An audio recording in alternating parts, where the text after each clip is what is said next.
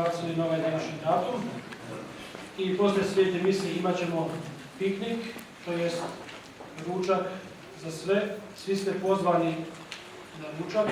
Cijena ručka će biti kao i prošli puta, $20. U cijenu ručka je sve uračunato, a djeca do 12 godina imaju naravno besplatno. Želio bih zahvaliti odmah evo sada Kristijanu Montini, svećeniku iz Austrije, koji je inače rodom iz Sarajeva, majka mu iz Hercegovine, a on sada živi i radi u Austriji. Mi nismo kolege, imamo isto godina i zajedno smo studirali, poznajemo sad već dugi niz godina. Ja mu od srca ovim putem želim zahvaliti, jer evo kroz ova 3 dana mi smo imali duhovnu obnovu naše zajednice i svatko ko je htio, ko je mogao doći, imao je priliku u istinu nešto čuti, nešto poslušati i ponijeti za svoj život. Oni koji možda nisu to stigli zbog vremena, obveza, također mogu pogledati preko naše web stranice, sve zahvaljujući Ljubi Branku snimljeno, tako da možete i vi ako želite pogledati duhovnu obnovu kroz ova 3 dana. Ali ja mu se zahvaljujem i na ovoj današnjoj propovjedi, na današnjem vođenju svete mise. Kristijan, nažalost, ne može ostati duže s nama, budući da on župnik na 2 austrijske župe i na jednoj hrvatskoj misiji, tako da ima jako puno obveza i on evo već, ja mislim, utorak u srijedu ide za Vologom, tamo će imati sljedeću svetu misu u nedjelju, a već 11. do 12. veljače se mora vraćati i ovo vrijeme koje on izdvojio, to je zapravo izdvojio od svoga godišnjega odmora i malo je galamio na mene, ali šta ću mu ja, sad malo će imati kraći godišnji, ne mora baš toliko se odmarati, nek malo nešto i radi. Kristijane, još jednom od srca ti hvala.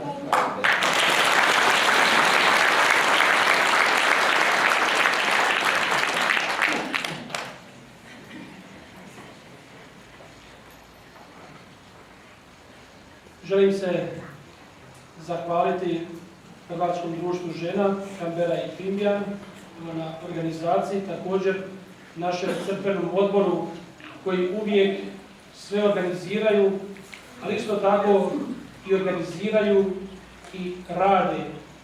Jučer i danas i kroz cijeli tjedan su pripremali se za ručak, za proslavu i za sve ovdje što je u crkvi uređeno. Ja im se od srca svima zahvaljujem.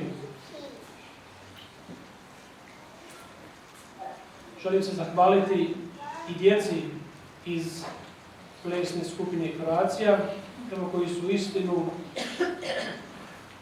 lijepo ovdje u narodnim nošnjama prinijeli darove, prinijeli Bogu svoj dar, to je sebe.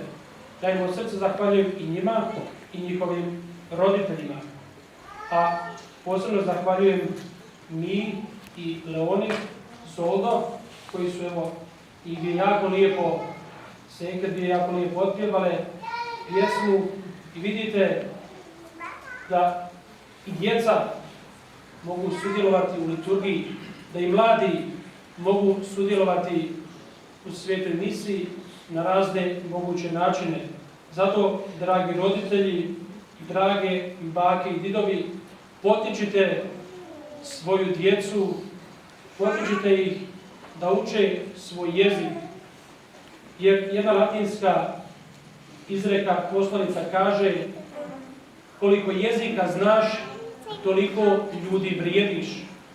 Evo, učinite da vaša djeca, da vaša unučad vrijede barem za 2 čovjeka. A to im pruža ta mogućnost da znaju engleski i hrvatski. Naučite ih, ja vas se potičem ovim putem, da znaju i da napredaju u svome spoznanju.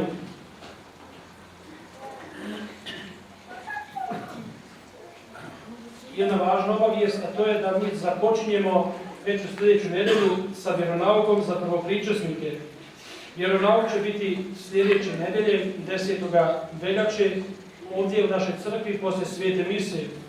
Ovim putem pozivam svu djecu koja se žele pričestiti u našoj crkvi, ali isto tako pozivam i djecu koja će se pričestiti u drugim crkvama, u svojim školama gdje idu, da dođu na vjeronauk i da nauče barem pokoju molitvu na hrvatskom jeziku, na svome maternjem jeziku, da nauče koju molitvu, jer neće im sigurno biti na štetu, samo im može biti na izgradnju i na korist.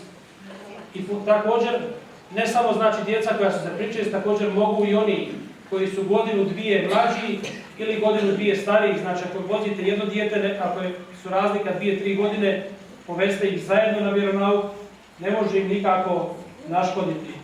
Evo, ja vas potičem, dragi roditelji, već od sljedeće nedelje započinjemo sa vjeronaukom za prvopričasnike, a svetu pričest imat ćemo poslije Uskrsa. Zato malo potaknite svoju djecu.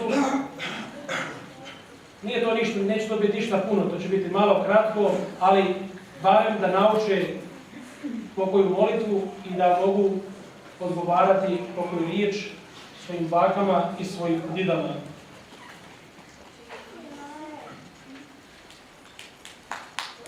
Hrvatska škola počinje s radom 15. veljače u Hrvatskom klubu na Oponoru od 6 do 8 sati navečer. Kontakt osoba je gospođa Marija Frketić, mogu se prijaviti djeca od 5 do 12 godina. Imate broj telefona u ovome župnom listiću. Hrvatski klub Oponor organizira zabavu večeras s početkom u 6 sati, nastupa Mladen Grdović i Duško Lokin, evo svi ste tu pozvani. Hrvatski nogometni klub Croatia Diken u suradnji s Hrvatskim društvom žena Canberra Krimbijan u sklopu multikulturalnog festivala koji će se održavati sljedeći vikend, imaju svoje štandove na Civiku od 8. do 10. veljače, broj štanda je 62, 63 i 64 kod Ringišpila. Hvala svim dobročiniteljima za vrijeme blagoslova kuća. Ako netko slučajno nije bio kod svoje kuće za vrijeme blagoslova kuća, ja sam obišao, prošao sam sve, jako vas puno nije bilo, ali ja se nadam da ćete se vi dobrovoljno javiti, a ako ne bude dobrovoljno, bit će prisilno. Uglavnom, ja ću vas sigurno...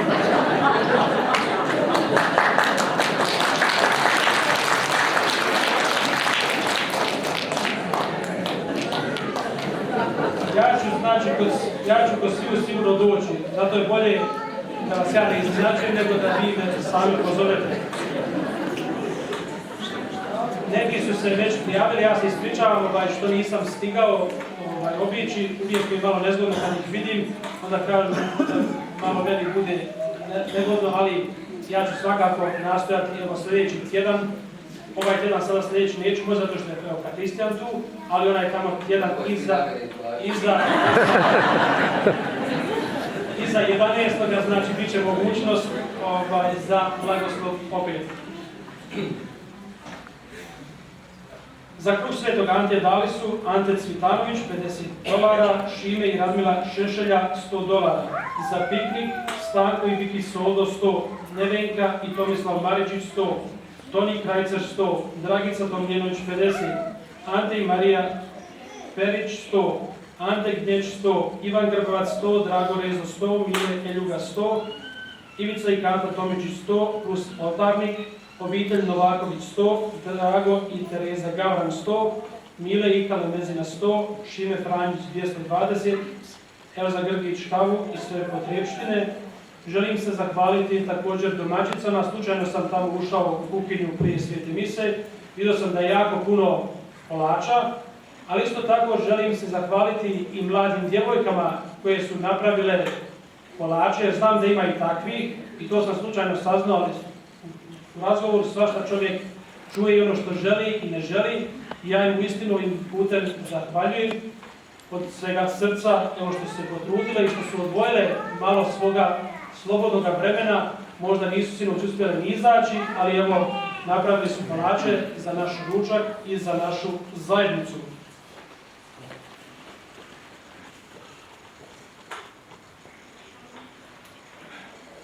kroz sljedeći tjedan neće biti svetih misa, sljedeća sveta misa će biti tek u subotu navečer u 6:30. Evo da Krista nas kaže da se ne izvlačim na njega, ali tako jest. Da ne vidi samo čovjek došao u Australiju, vidio samo Farer, a nije drugo ništa vidio. Pa eto, to je razlog. I još jedna obavijest, a to se opet tiče naravno nas cijele zajednice. Moja je nekakva ideja i crkvenog odbora, mi smo o tome već razgovarali. Dali smo ideju jednom arhitektu, umjetniku, da napravi zapravo uređenje obnove naše crkve. Jer obilazeći vaše kuće, ja sam vidio da svi vi imate jako lijepe i uređene kuće. I to me jako raduje.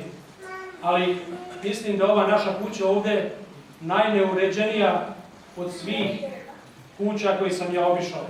Zato mislim da evo nakon naše duhovne obnove da je potrebno da se i materijalno obnovimo. Plan nam je da ovu našu crkvu iznutra ožbukamo, da promijenimo ovaj pod koji je, meni se čini barem jako ružan, i ove klupe, odnosno stolice, to ćemo vidjeti još što ćemo uzeti, ali uglavnom, znači, prva je sada etapa žbukanje crkvi iznutra, pa evo ja se nadam da će se barem neko dobrovoljno javiti, a ako ne bude dobrovoljno, opet kažem, postoji drugi način na koje nemojte da to spominjete. Eto, ja se nadam da će biti odaziv s vaše strane kako bismo uistinu ovu našu crkvu uredili, da bude jedan lijep prostor i da se ugodno i lijepo ovdje osjećamo kad dođemo, da uistinu želimo doći ovdje u crkvu, a ne da nas ovih sat vremena ovdje muči i da želimo što prije pobjeći iz nje. Zato evo, to je sad naša nakana i na ovo sljedeće vrijeme radit ćemo na tome, ovisno o vremenu, znači kako će to trajati, ali uglavnom ja se nadam da ćemo mi to jako brzo uspjeti i završiti. I još jedna obavijest. U Osijeku je u 85. godini života preminula Marija Kukučka, sestra Ivice Sajlet i Juriške Kovač. Sad ćemo se pomoliti za pokojnu Mariju. Oče naš koji jesi na nebesima, sveti se ime Tvoje, dođi kraljevstvo Tvoje, budi volja Tvoja, kako na nebu, tako i na zemlji. Kruh naš svakdanji daj nam danas i otpusti nam dugove naše, kako i mi otpuštamo dužnicima našim, i ne uvedi nas u napast, nego izbavi nas od zla. Pokoj vječni, daruj Gospodine, i svjetlost vječna svjetla njima. počivala u miru Božjem. Amen.